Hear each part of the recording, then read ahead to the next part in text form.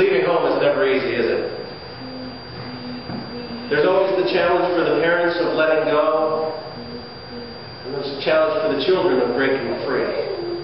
When I left home, it was not a good experience. My wife and I had met at a one-year Christian college, and I came home thinking about marriage and starting my life with her, about all the things we had to do and would do together. And so I was not really excited when I came home and found out that my mom had increased the room and board she was charging.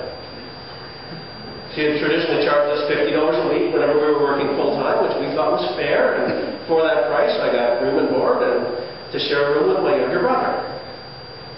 And then I came home and found that my older brother had moved home too. I got into this little room that I had formerly shared with my younger brother, and there was my older brother and my younger brother and me all stuck in this little space together. So I had less space than we had before, and my mom says to me, I'm increasing the rate up to $75 a week. Now that doesn't sound like a lot, it's actually a really good deal. But at the time I was really upset about it. Because I'm trying to save for my wedding and to buy my wife a ring. And I'm thinking about things I want to do, the time I want to spend with her. And my mom says, oh, and by the way, you still have to mow the lawn. Which doesn't sound like a big deal, but she had 3 acres and a push mower. And I'm not kidding. That's not an exaggeration, okay? I know how things get bigger over time. This is serious. And so it took me 3 and 4 hours a week just to keep up with the mowing on this place. That was time I could have been spending with Debbie, and I really wanted to spend time there, and I had my priorities straight, and I was not going to do what my mom wanted anymore. But I was terrified of my mother, so instead of having a conversation with her, I disappeared. I decided I was going to move out, so I found a place to go where for $100 a week I'd have a whole basement to myself, room and board, and I could just ignore my mom. And I didn't tell her I was leaving, I just disappeared. She came home and no Jeff. She checked my drawers, no stuff, you know. What happened? Nobody knew. Probably not the best example, okay? Just lesson any of you young people out there, don't do it that way, okay? At least tell them you're leaving. So for 2 or 3 days, she didn't know where she was, and of course, I knew in my heart that I needed to tell my mom at least where I was, because it wouldn't be fair to leave her in the dark forever. And so finally, reluctantly, I gave her a call, and the story goes on. You can ask me later for further details. The interesting thing is that I chose to walk out, to turn my back on my family, to turn my back on everything I knew was right, because I knew what I wanted, and that's all that mattered to me. I knew exactly where I was going, where I was headed, and I didn't care whether it was the right thing to do. I didn't care whether it was the responsible thing to do. I just made a choice to do what I wanted.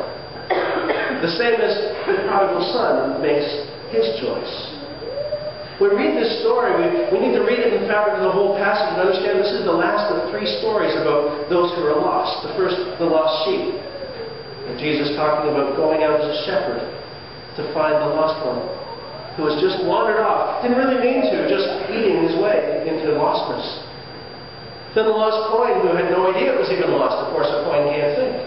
And then we get to the lost son, and it's an interesting transition because now we have one who chooses to walk away from his family, who chooses to walk away from his father, who chooses to walk away from everything he knows and has loved. One who chooses to leave and to make his own way in the world. He chooses to not only leave, but to take the gift of his father and just to make his own way. I mean, that's an uncomfortable thing to think about for us, isn't it? That some people might choose to just walk away from everything they've ever been taught, that they might choose to walk away from God. That's a very uncomfortable thing for us to even think about. Some people run away from God, or like I did from their parents. Some people run away from society and its rules. Some go to the far country, friends, because they choose to. Nobody made them go. But that choice has consequences. And there's 2 important lessons that we need to learn today from this passage that I want to remind you of from the story of the prodigal son. The first is quite simply that you and I always have a home with God, no matter what we've done. And the second is that God is looking for our return. He's looking for us to come back to Him. We look at the choices here in our passage today, starting at verse 11. We have this young man who decides he's going to go with his father, a man who had 2 sons. And the younger who says to his father, Father, give me the share of property that is coming to me. I've tried to imagine this scene. Dad's in his den, minding his own business, reading a book, just trying to stay out of the way, because that's what us dads usually do, right? We try and stay out of the way, And what's interesting is the younger son comes in and sits down in the comfy chair Dad's got there for having good conversations, and Dad's thinking, cool, my son wants to talk to me. And then all of a sudden the son says, Dad, I got something serious to talk about. He's like, all right, son, lay it on. He says, Dad, I wish you were dead. Huh? Back up a second. What? Dad, I wish you were dead. You say, what do you mean, Jeff? It doesn't say that in there. Yes, it does. Because, double check me if I'm wrong on this, but legally, when do you receive your inheritance after your parent what? Dies, right? And is there any chance that any child manages to grow up all the way to near adulthood and somewhere along the way nobody thinks to tell him, okay, you don't get that till after I'm gone, right? Of course we tell them you don't get it till after I'm gone. When I'm gone, you can have, right? Parents even have this conversation with some of the children. Children are usually going, don't talk about that. I don't want to think about that. But nonetheless, my parents had that conversation with me. What do you want when we die? I'm sitting there thinking, I want you. I don't want you, Dad. Right? But this son comes to his dad and says, give me my inheritance now. Now, as the younger son, he's entitled to 1/3 of his father's estate. Think about it, folks. How many of you, if you have 2 children, like Debbie and I do, or like this father does, your younger child came to you, Ben, don't do this, came to you and said, I'd like my inheritance now. How many of you could even think about handing over 1/3 of all you own, all you have, to that child, right? We can't even imagine it, can we? But that's where this son starts. By saying, Father, give me what is coming to me. Now, I'll tell you, there would have been something else coming to him if it was me. And it wouldn't have been cash. And the interesting thing is the father's response. This blows me away. Dad has just heard, Dad, I wish you were dead, but since you're not, can I have the money now? Right? And Dad looks at his son. He says, Son, I hear what you're saying. Okay. What? Think about this for a second. What kind of father blesses their children when what they want is to leave, to ignore everything they've been taught, to throw away everything they have? At this point, Jesus' listeners, not just his disciples, but the scribes and Pharisees and those others who are just checking him out, are all thinking the same thing. The son is rude, the dad is stupid. Okay? That's what they're thinking. Jesus, your story is weird because no responsible father would do what that man just did. And yet he gives his son the money. And the son, within a few days, proves that he wasn't responsible enough to have it, leaves and takes it all with him. And verse 13 tells us what? That he gathers all he has, takes a journey to a far country. He's got to go far away because nobody knows him there, right? Whatever happens in Vegas stays in Vegas. I think it's that kind of thing. Right? And what does he do? He squandered his property. Squandered means wasted, okay? It's not even he went and bought some good stuff. He didn't go buy a house and some stuff that he could keep. He wasted it. He spent it on things that don't last. And he says he squandered it on reckless living.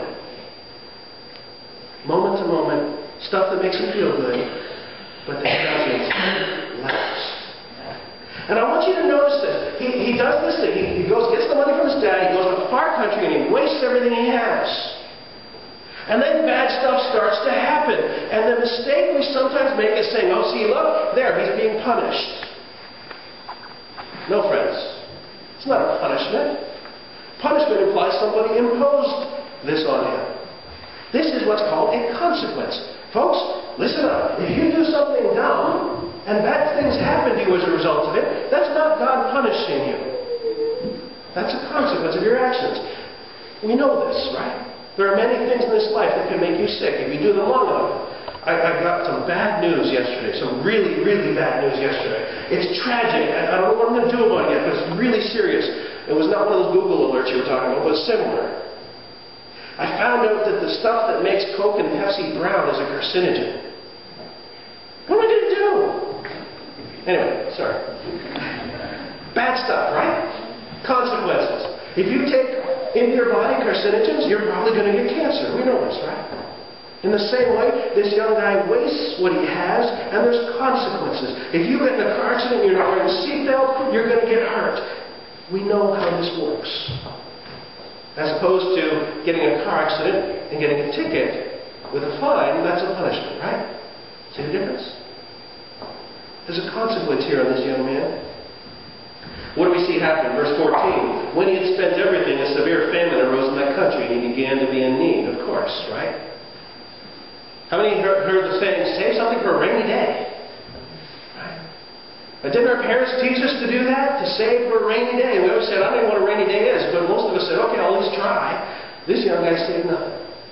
Now there's a problem he can't fix. He's in need. I want you to notice that the need arises because he did not prepare for the rainy day. He didn't understand that he was a steward of what he was given. That what he had was not his, but it was a gift from God to his Father and then to him. When we waste, it's us who pays the price. Verse 15, it goes on. He went and hired himself out to one of the citizens of that country. Well, that sounds honorable, doesn't it? But sent him into the fields to feed pigs. Well, every Jew knows that's the worst job you could ever have. Pigs are unclean. If you're even around pigs, you're unclean. You can't go talk to God. You can't go to the temple. You can't worship. Others will go, stay away from me. I'm unclean, unclean. It would be like walking around like Pigpen with a cloud around you back in the Peanuts days, remember? Pigpen always had this cloud of dirt around him. Well, that's where this young man was. Suddenly found himself undesirable. He wasn't welcome anymore. And he knew it. We've all worked jobs that were distasteful. I know I worked as a janitor for a while when I was first married, and it was a messy, dirty job. But there was no dishonor in our society. People said, hey, good job, you're working. Right? This young fella didn't get any of that.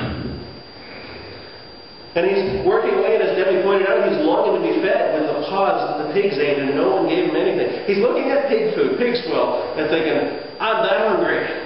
Have you ever been so hungry that you opened the compost pail and thought, I'm going to dig in? I mean, that's the kind of gross, all right? That's how bad the consequences were, because he wasted what he'd been given, and he chose to walk away from his Father. But there's good news, isn't there? That we do have a home with God, that we can always come back to our Heavenly Father. That's the good news Jesus wants His listeners to understand in this passage, that you can always come home again. Go all the way back to the book of Genesis, and we read the story of Adam and Eve, and we see the fall where they're tempted into sin, and the consequence, the punishment for their sin, the consequence is death. The punishment is they're kicked out of home. They're thrown out of the house, aren't they? The Garden of Eden was their home. And then ever since, as human beings, we've been longing to go home again. To know and walk with our Heavenly Father again. Verse 17 tells us, when he came to himself, he said, how many of my father's hired servants have more than enough bread, but I perish here with hunger? It says he came to himself. Now think about it for a second. He's away from himself in two ways, isn't he? First of all, he's left home. He's in a far land, we know, right? And some of you can relate to that. You're not living now near where you grew up. Some of you are saying, no, I grew up next door to where I live now. You know, but we've all gone on trips or traveled, and we understand that when you're far away, there's something about coming home. This is the longest trip Debbie and I ever took on this holiday we just had. The longest we were away from home. And by the last week, as beautiful as it was, as nice as it was sitting by the pool, there was something in both of us going, let's get home. It's just time to go home. We came back to ourselves and said, this is not where we belong, as nice as it is. So there's partly that, but there's also literally a mental change here. It's almost like the son is admitting to himself, I was out of my mind. I came back to myself, and I realized I should have never left home. So he thinks about the options.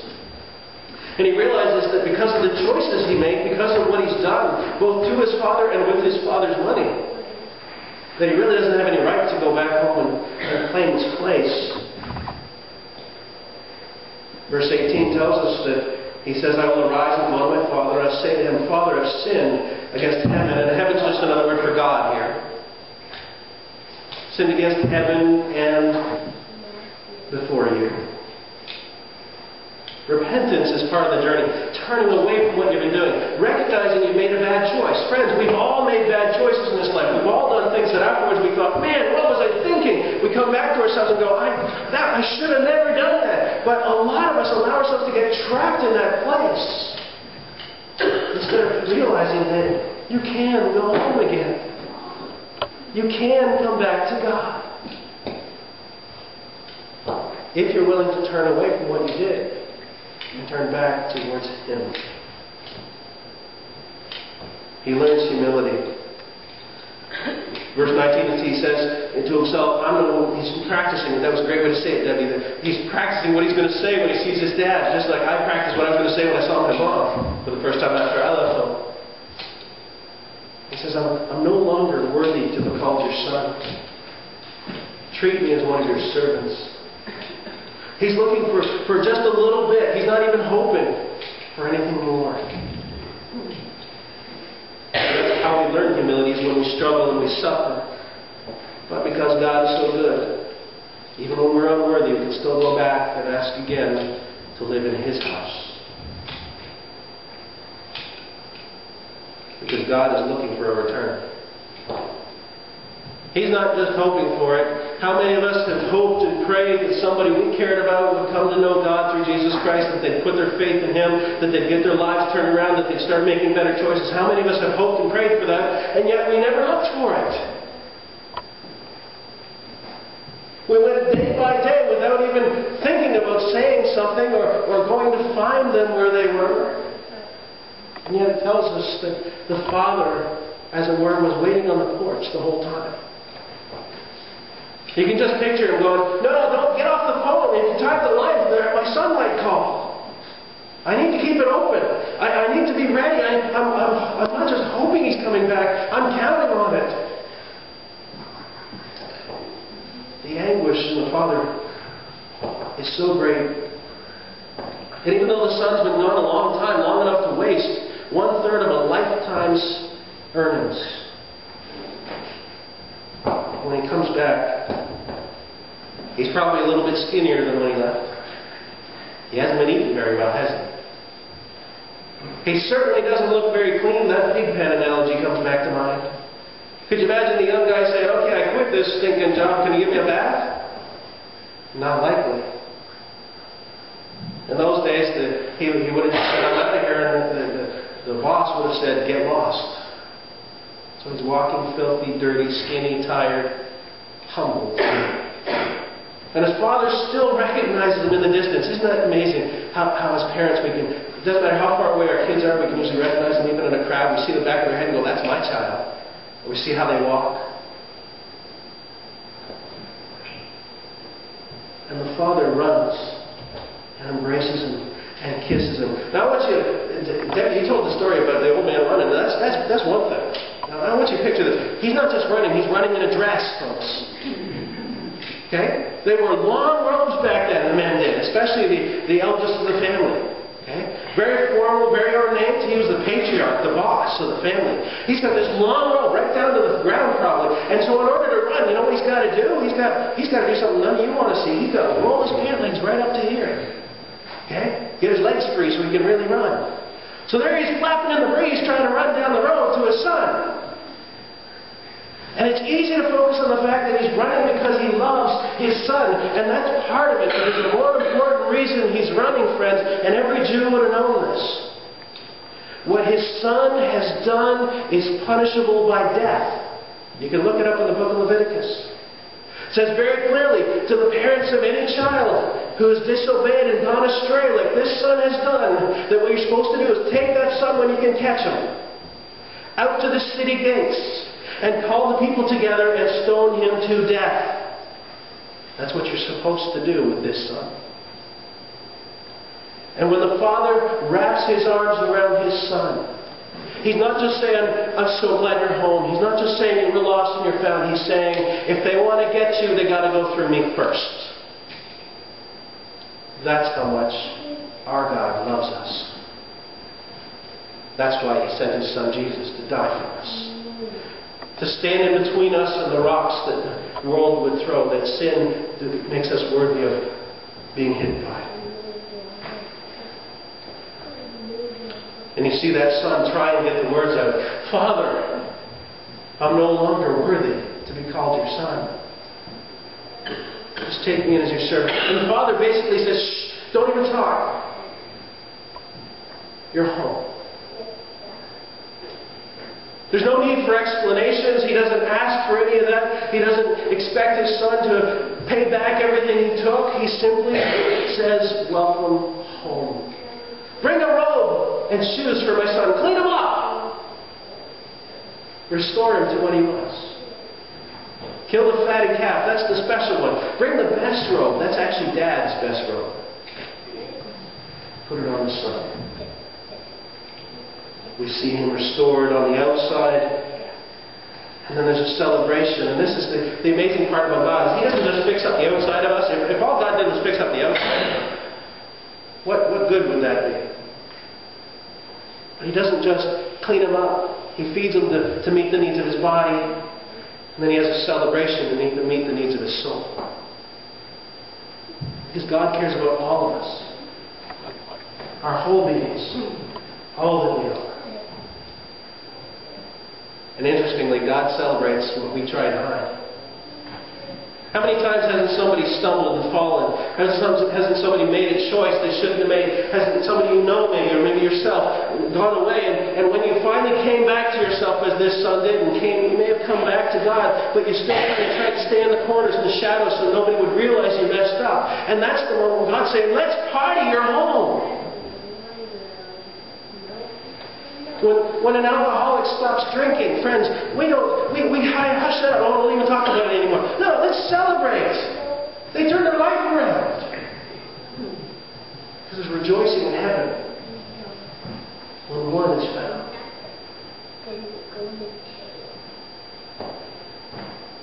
I love the explanation of the older brother. Because the father's already ordered a celebration, but when the older brother doesn't get it, God, I've been good, I've been faithful. What about me? God says, we had to celebrate. It was fitting. For this your brother was dead, and he's alive. He was lost, and is found. My mother and I eventually did sort things out. We actually have a great relationship today, although it was a little rocky for a while, as you might imagine. And I was eventually able to come home, as it were, at least spiritually, I'm welcome in her house again. But it was P.T. Forsyth, the great English preacher, who said it this way: the only way to the Father is through the far country. Must the far country be wild living far away? It may be that. But the far country is the place where you become disillusioned with who you are. You're in the far country, and at the point where you're disappointed with the world, and you say, is this all there is? That's the moment the Father says, of course not. Come home.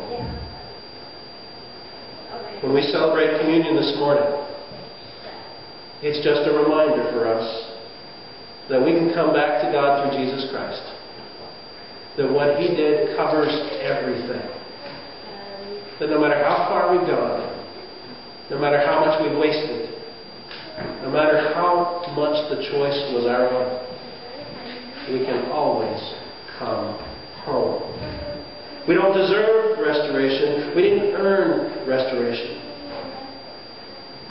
But we receive it when we finally return. When we finally admit there's nothing we can do but throw ourselves on God's mercy and receiving His grace. When we finally admit that all we really want is to come home. Would you pray with me?